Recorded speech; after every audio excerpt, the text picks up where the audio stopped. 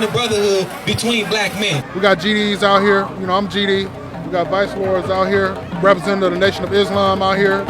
We got the New Black Panther Party for Self-Defense out here. My name is D. We're here in Milwaukee, Wisconsin to celebrate the 5th annual Heal the Hood block party, which aims to bring together members of warring gangs in the city and the community together to fight for a common cause of uplifting the people and defending the community. We got free haircuts and free hairstyles for the children. We got t-shirt painting and face painting, bounce house, all type of stuff. A lot of times we don't really focus on real unity in the hoods. The word community itself is unity.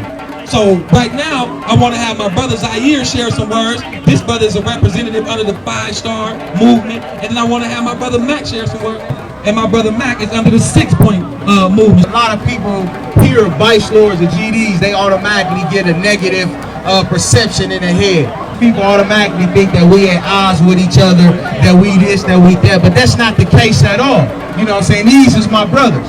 You know, being from Africa, we naturally come from different tribes. But at the end of the day, when it was time to come together, man, we rolled out as one. I'm representing the G&D Nation, that's growth and development. Y'all probably know as Gangster Disciples, we've been in the community, we've been with the vice lords, and what we was trying to do is teach the young people that we taking a whole new direction. You know what I'm saying? And it's on us if we want to combat the violence and combat the abuse of the police in our neighborhood. It's going to take all of us. Not just GD, not just vice lord, not just the Black Panthers, none of it. It's going to take all of us. And this is what this doing. This is how it started. That's what I got to say. Peace, love, and unity.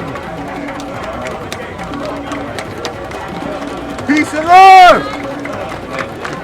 Hey, see, some of y'all really don't realize the power in these brothers standing up here, because technically they're supposed to be shooting at each other and shit. Right? No. Technically, this brother supposed to be like, he got on red and this brother got on blue, so I'm gonna sweat him. But we up here as brothers today, man. We up here as black men today. And I love these brothers for so one body, one mind. The elder just said it. Say it again. One body, one mind, one goal, and that's to heal these hoods. Peace and love, everybody. My name is Brother Zaire El Shabazz. I'm a member of the Insane Vice Lord movement. There's a very political history with the vice lords in particular, actually. Bobby Gore, who was a conservative vice lord from Chicago, set up a community center and community programs. There's a lot of youth that join these gangs that are not necessarily aware of that. Why does that history seem to be lacking? Some brothers really don't want to know. And I think that if they really sat down and know what was going on, then they would change their way of thinking.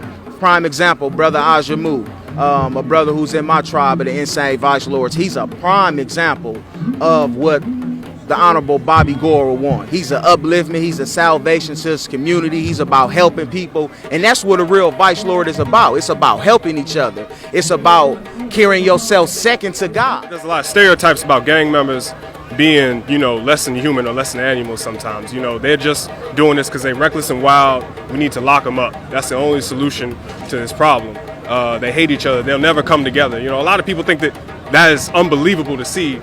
The Gangster Disciples and the Vice Lords have been enemies for generations before I was even born, come together. How do you explain that? Like, how does that happen? Like, what is the process of that happening? It's not just gang members or quote-unquote gang members that's viewed as animals. It's blacks in general in a society that's viewed as animals. We're living in a society, unfortunately, that has a lot of white supremacist elements to it, and that comes from the foundation. As far as GD, growth and development, Vice Lord, you know, the brothers that started these organizations, David Barksdale, Larry Hoover, as far as with GD, with the Vice Lords, Bobby Gore, and other brothers like that, those brothers wasn't on that. They didn't want to see us kill each other. You know, that's just something that happened.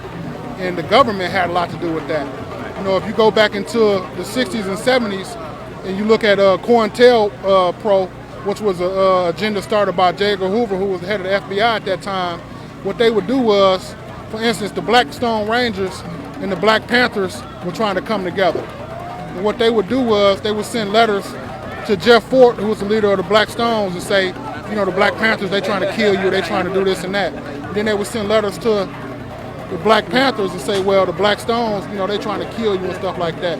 So a lot of the divisions that have happened in the community were, first of all, started and expanded upon by the government. Second of all, was started by individuals who, if I got this small little pie right here, everybody want to eat. It's only so much for people to eat. So now we fighting over this little piece of pie. But when we do that, we doing exactly what they want us to do, because they want us to kill each other. Because people profit off of us killing each other. You know, judges, police officers, their jobs depend on crime.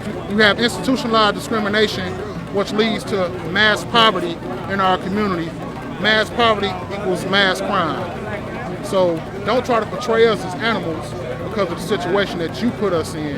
A lot of us reacting to that situation. I'm not an animal. I'm a college graduate, so I'm not an idiot. In the teachings of Larry Hoover, it's educational, economical, political, and social development. It's about trying to uplift our people.